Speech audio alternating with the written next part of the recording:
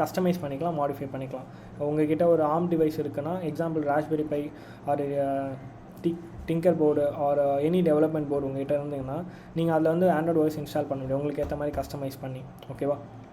And Android develop பண்ண என்னென்ன programming language use பண்ணாங்கன்னா Java, C++, XML and assembly language, Python, shell script, Go, அந்த மாதிரி நிறைய சொல்லிட்டே போகலாம்.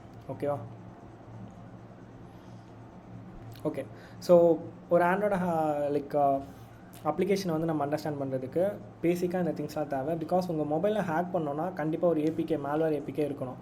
அதை தாண்டி ஷெல்லே டேரெக்டாக உங்கள் பேலோடு இன்ஜெக்ட் பண்ணணும். இது எல்லாமே வந்து ஒரு இப்போ லைப்ரரிஸ் வச்சு தான் வந்து நடக்கும். ஓகே, லைப்ரரின்றது வந்து ஒரு ஆப்பை டெவலப் பண்ணால் சில லைப்ரரிஸ் நமக்கு தேவைப்படும். அந்த லைப்ரரிஸ் பற்றி தான் பார்க்க போகிறோம். இப்போ உங்களோட கான்டாக்ட்ஸ்லாம் எங்கே சேவ் ஆகிருக்குன்னா ஒரு SQLite DB ஃபைலில் வந்து உங்கள் ஃபோனில் சேவ் ஆகிருக்கும். ஓகேவா?